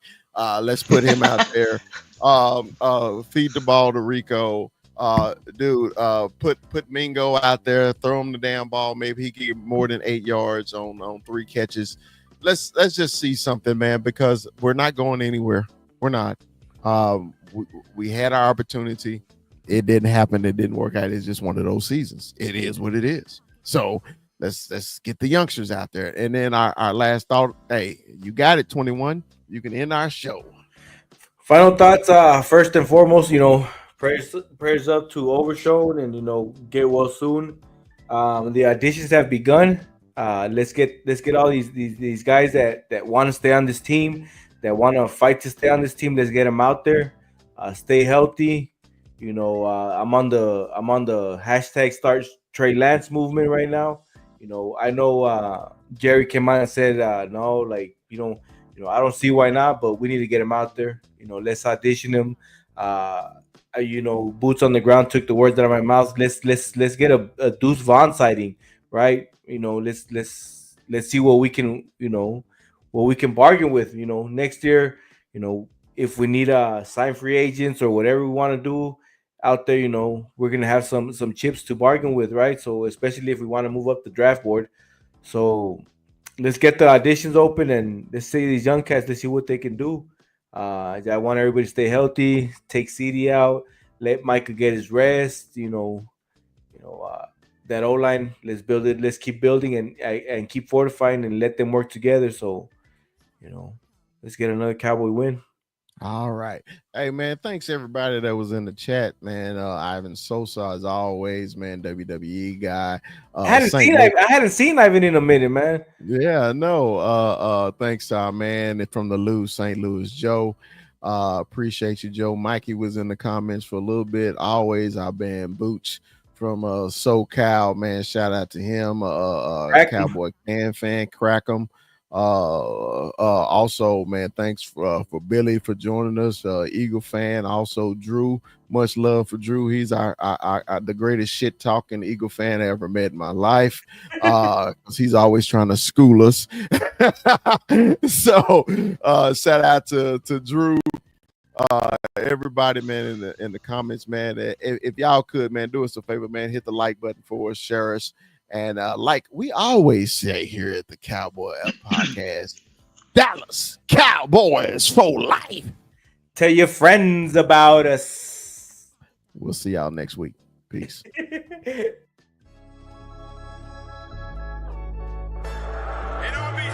Let me give a big shout out to St. Louis Joe, bro, in the building.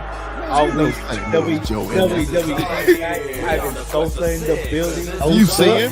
You see him? The loyalist. You got Cowboy Beat in the building. The great Cowboy Beat. What's up, man? Big shout out, man. Big shout out to y'all. Appreciate y'all joining. We only growing, guys. We only growing. It's gonna get bigger. Excited. Hey, did you see he got retrofit right in the introduction? I did. Hey, man. Hey, Videos, dancing. Hold on, player. Sometimes I screw up, player. You know, hey, man. Players fuck up. Hey, yeah, players fuck up. Yeah. First day of pass. Say, man, you know, we all play, man. It's just something about that first day. Ain't nothing like it.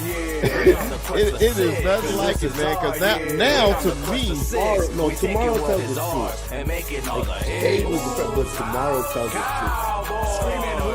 I'll tell you about I'm sick of this shit, man. I'm sick of this shit, man.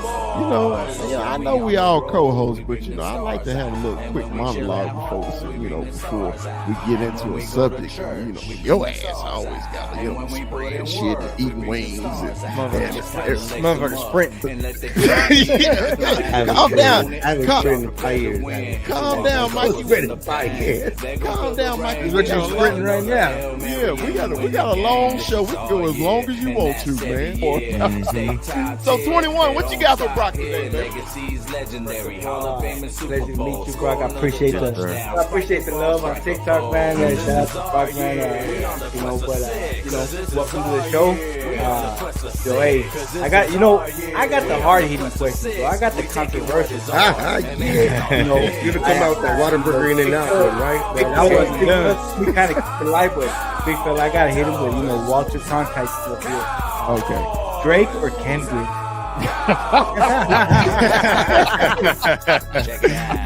See, okay, I'm gonna be honest with you.